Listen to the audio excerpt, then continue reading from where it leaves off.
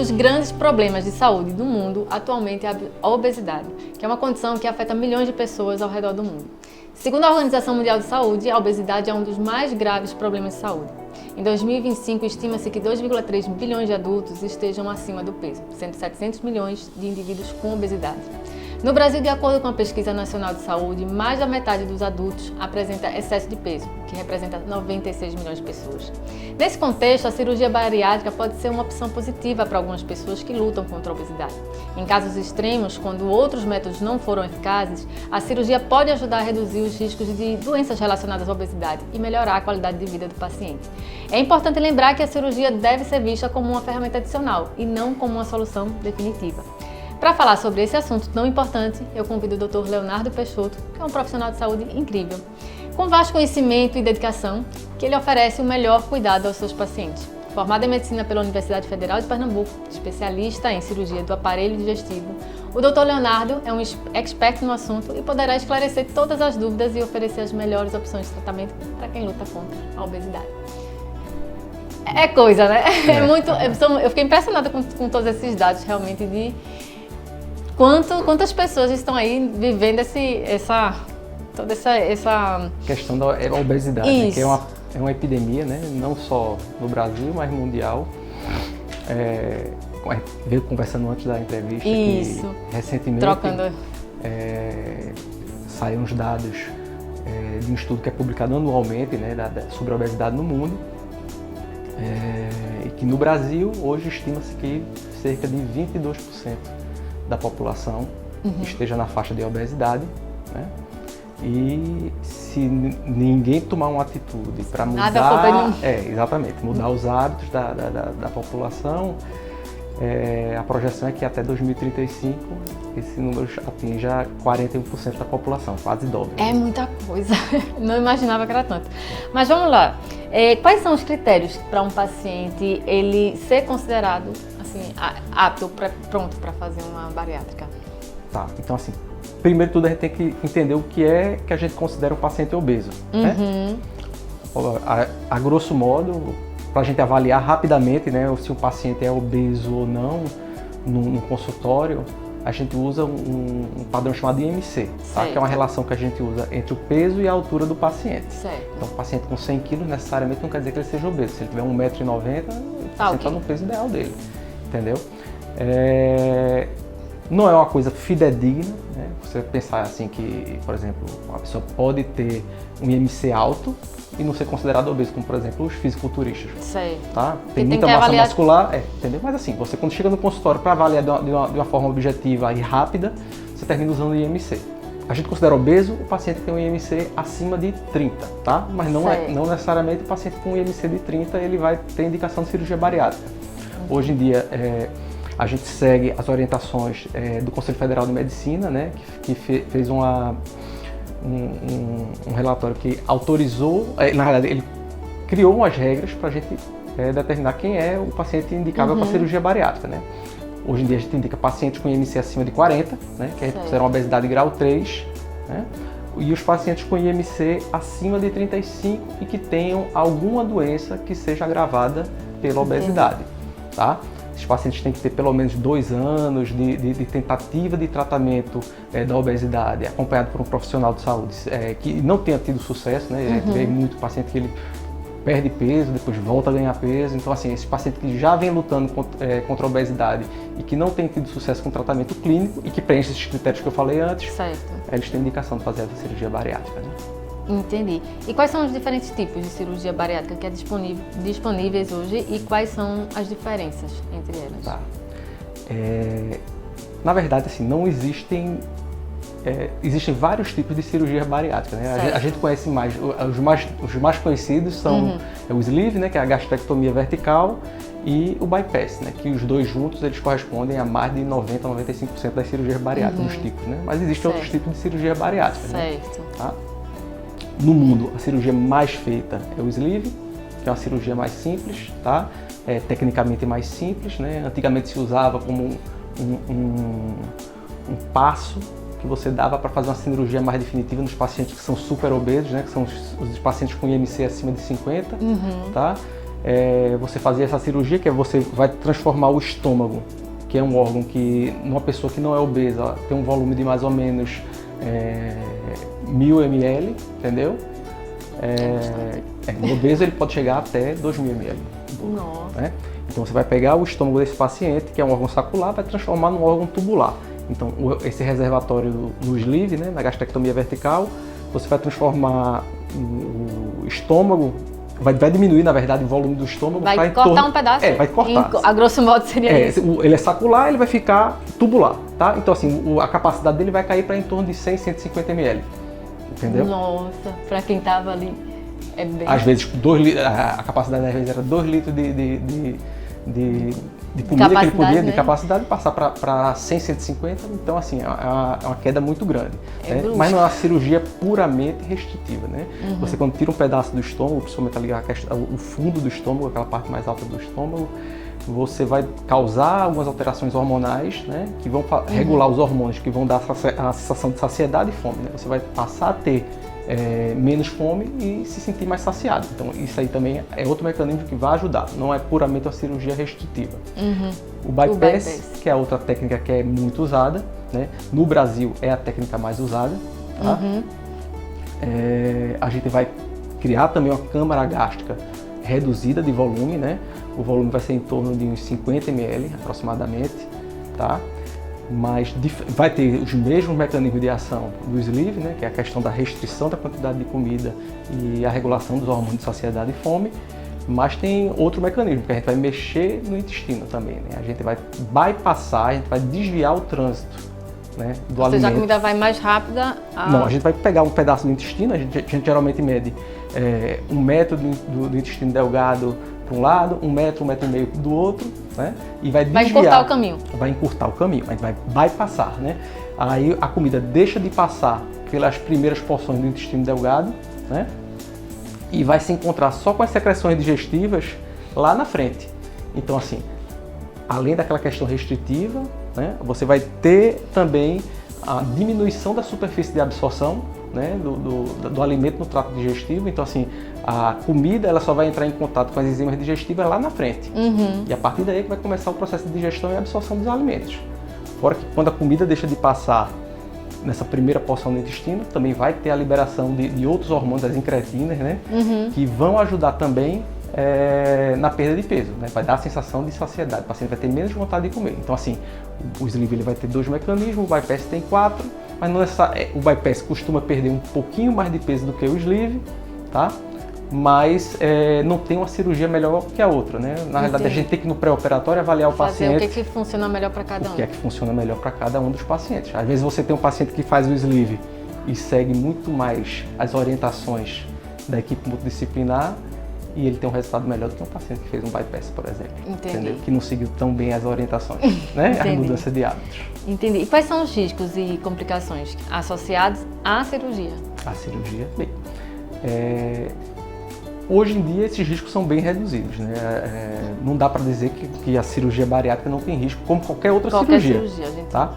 Então, assim, a gente tem riscos de sangramento, riscos de infecção, tá? Infecção respiratória, infecção de ferida.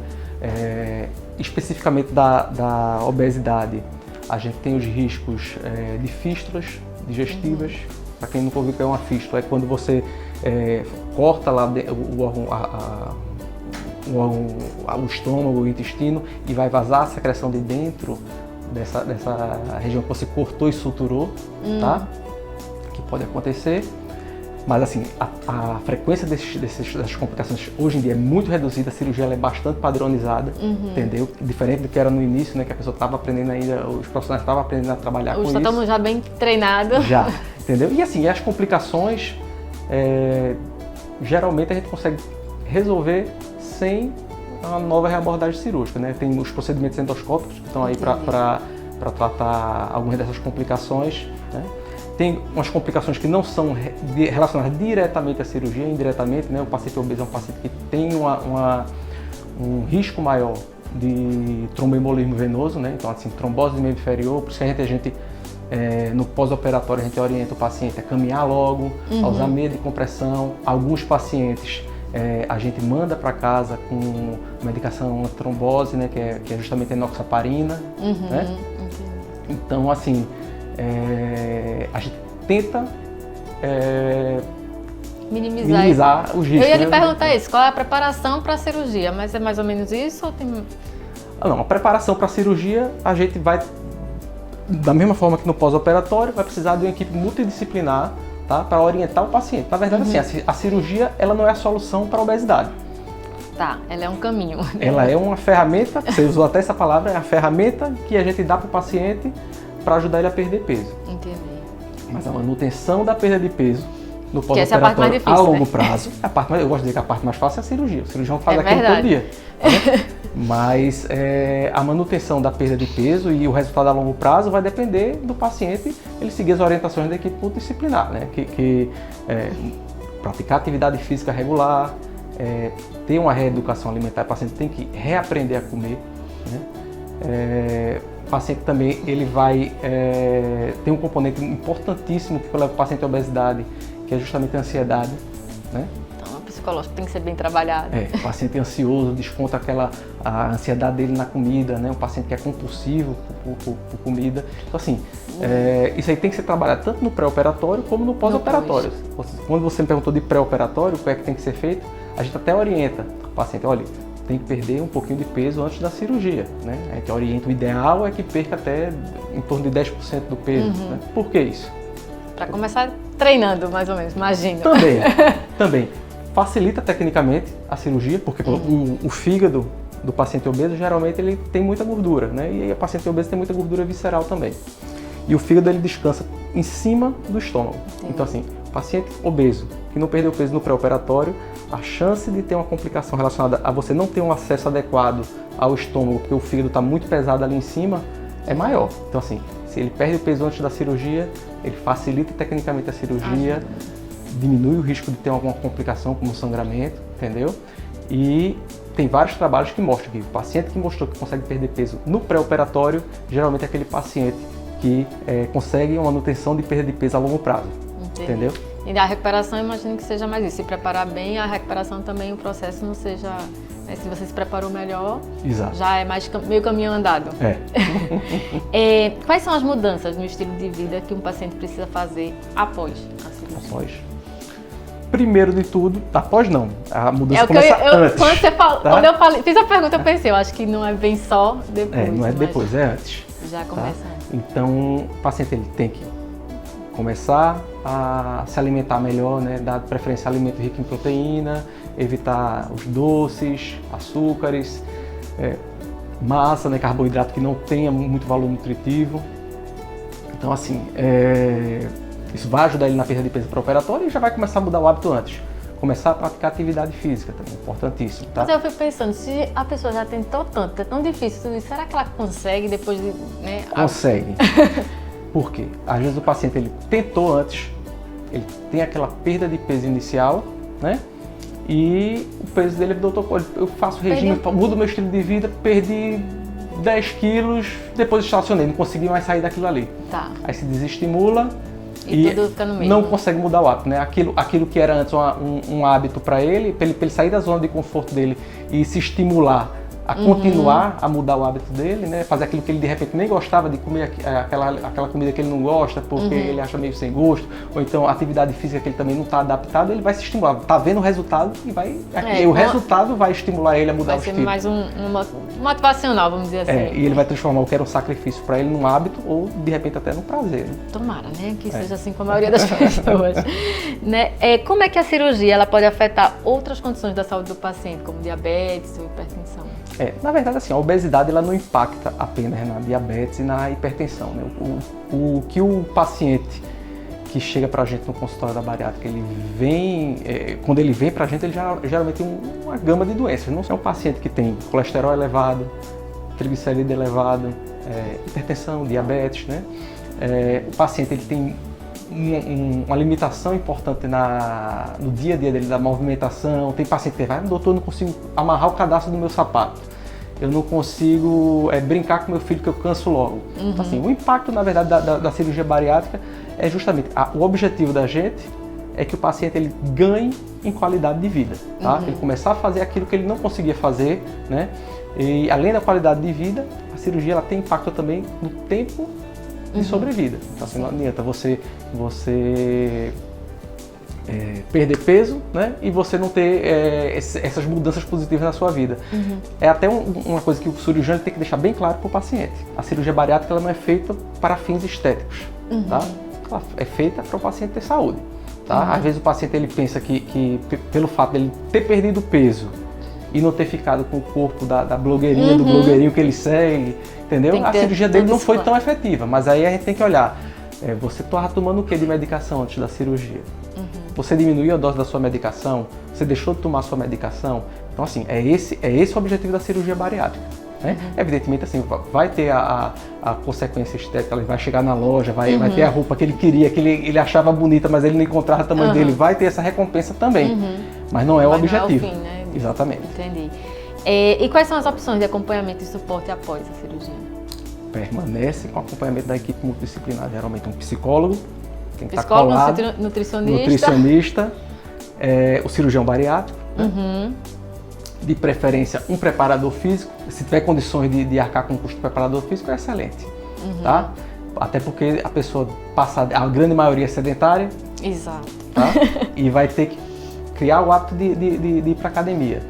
E às vezes o paciente ele acha que tem que chegar feito um louco lá para malhar, não, agora eu vou virar um atleta da noite pro dia, e às vezes isso aí é a forma que dá errado, né? O paciente entra com muita sede ao pote, se machuca, se cansa, entendeu?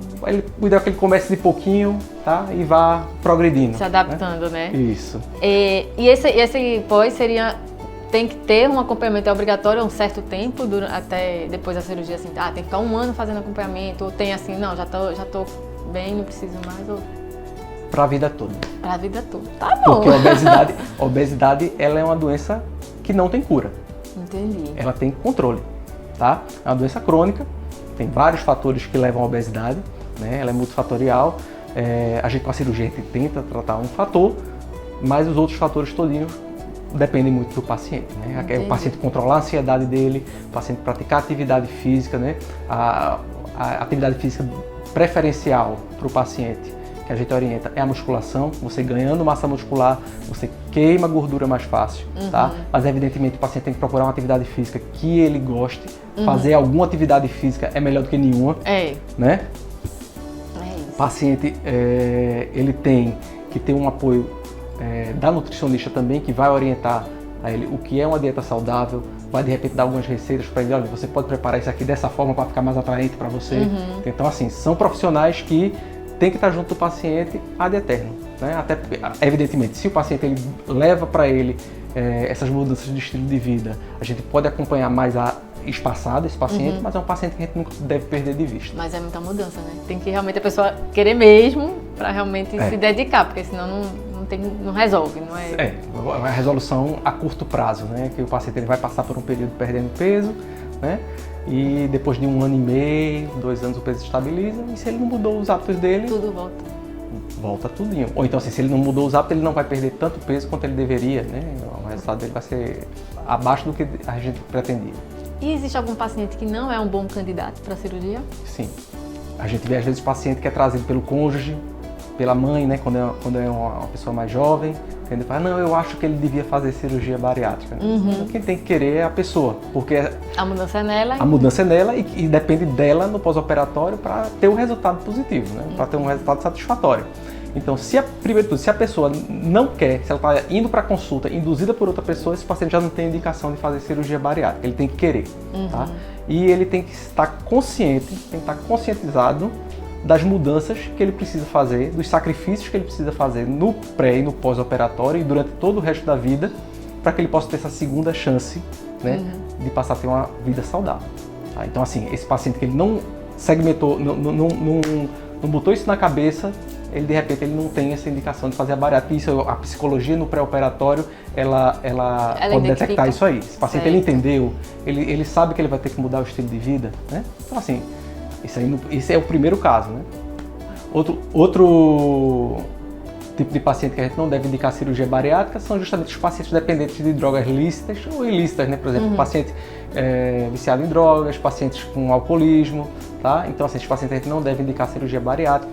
Pacientes também com distúrbios psiquiátricos moderados a graves, com as síndromes psicóticas, o ideal é que a gente não indique, né? Paciente também com algum grau de demência, um grau avançado de demência, isso aí, ele perde a capacidade de julgar, né? Não vai cooperar, né? Exato. Então, assim, esses pacientes, o ideal é que a gente evite realizar cirurgias bariátricas, né? Pacientes idosos podem fazer cirurgia bariátrica? Pode, entendeu? Geralmente a gente indica a cirurgia bariátrica entre 16 e 65 anos, mas não quer dizer que quem tenha mais de 65 anos não possa fazer. Entendi. Pode, se as condições clínicas dele permitir, né, o risco cirúrgico for menor do que os benefícios que ele vai ter, tem que colocar na balança, né? Esse paciente tem indicação de fazer cirurgia bariátrica também. Tá? Às vezes o cara pensa que no idoso não pode fazer, mas pode. Só mais uma coisa, a pessoa fez a cirurgia, mas no final, assim, depois de um tempo, voltou todo o peso. Esse tipo de paciente pode refazer a cirurgia? Tem ou não? Já você só tem uma chance? Porque eu imagino que a mudança ali é muito grande, né? E aí eu não sei se tem como refazer ou tem como recuperar. Bem, primeiro de tudo a gente tem que ver por que a cirurgia falhou, né? O paciente, ele seguiu direitinho as mudanças de hábito de vida dele ou não? Né? A gente primeiro tenta resgatar o que o paciente deixou de fazer, né? Manda ele de volta para o psicólogo, manda ele de volta para o educador físico, manda ele de volta para o nutricionista. Vamos ver se ele consegue perder peso, tá? Se ele notar que o paciente ele realmente está determinado a perder o peso novamente, a gente pode fazer o que a gente chama de cirurgia revisional, né? Que é uma cirurgia que você faz depois da primeira cirurgia bariátrica, tá? E para tentar ajudar o paciente a perder peso. Evidentemente, a perda de peso uma cirurgia revisional não é equivalente a uma perda de peso de um paciente que nunca fez uma cirurgia bariátrica, mas também ajuda, principalmente se o paciente se comprometer novamente a mudar o estilo de vida dele. A peneira maior, mas não dá para ficar sempre nessa, né? A gente tem que avaliar realmente. Se já teve uma primeira falha, a chance de reincidir é maior também. Bom, queria lhe agradecer, né, a sua presença aqui, foi muito bom, foi uma conversa bem esclarecedora também, né, importante com esses dados todos, de 22%, né, isso de pessoas com obesidade. Obesidade, Acho que chega a muita gente. Queria lhe dar um presente pela sua participação. João, obrigada. Muito obrigada mesmo, viu, de verdade. Tá bom. E aí a gente chegou aqui ao fim de mais uma entrevista, onde eu tive o prazer de conversar com o Dr. Leonardo. Essa conversa trouxe luz e esclarecimento sobre um tema de extrema importância para a saúde, né? Então te espero aqui na próxima quarta-feira com convidados incríveis. Até mais!